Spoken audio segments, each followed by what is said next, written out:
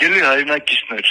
հույսով եմ մասամբ տեղյակ եք։ Բաքվի վերաքննիչ դատարանում շարունակվում է Հայաստանի Հանրապետության 15 քաղաքացիների նկատմամբ վերաքննիչ բողոքի հիման վրա դատական գործընթացը։ Նշեմ, որ այդ դատական գործընթացը ուղղված չէ միայն այս 15 հոգու դեմ, այլ հայ ժողովրդի անցյալի եւ ներկայի դեմ է, քանի որ ըստ մեղադրանքի եւ դատավճիռի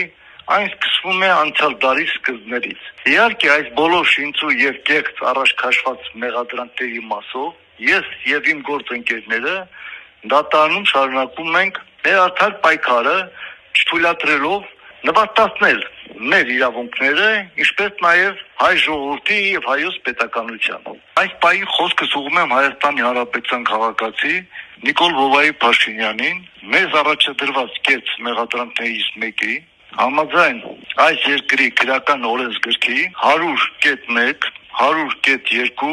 հոդվածների մասով, ըստ որի 2020 թվականի սեպտեմբերին ագրեսիվ պատերազմի պլանավորման, նախապատրաստման եւ վարման ձևակերպումով, չնայած մեր բերած բոլոր աներկելի ապացույցները եւ փաստերը, դրանից բացի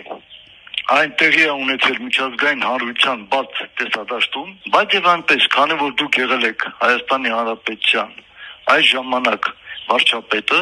եւ միաժամանակ գերագույն հրամանատարը, իսկ պատերազմի պլանավորումը սկսում է հենց այդ օղակից։ Հորդորում եմ կոնկրետ այդ մեղադրանքների մասով հանրային ներկայացնել ձեր դիրքորոշումը։ Հակառակ չարձագանքելու դեպքում կնշանակի, որ համաձայն եք կեղծ առաջ քաշված մեղադրանքների։ Դրանովից մեղսակի դարձնելով ոչ միայն ձեզ, այլև ողջ հայ ժողովրդին։ Հույսով եմ նախկինում ձեր գլխարկների վրայի անվանումը չի կորել։ Դրանից բացի ակնկալում եմ իմանալ մեր այստեղ գտնվողների կարգավիճակը ըստ Հայաստանի Հանրապետության պետական դիրքորոշման։ Ցավալի է նաև այստեղ գտնվողները չեն զգում Հայաստանի Հանրապետության շունչը, բայց ինչ արած, իրականությունը սա է։ Ժամանակի սուղության պատճառով ես այսքանը կխոսեմ առայժմ։ Ձեր հետ կիսվեց Դավիթ Մանուկյանը։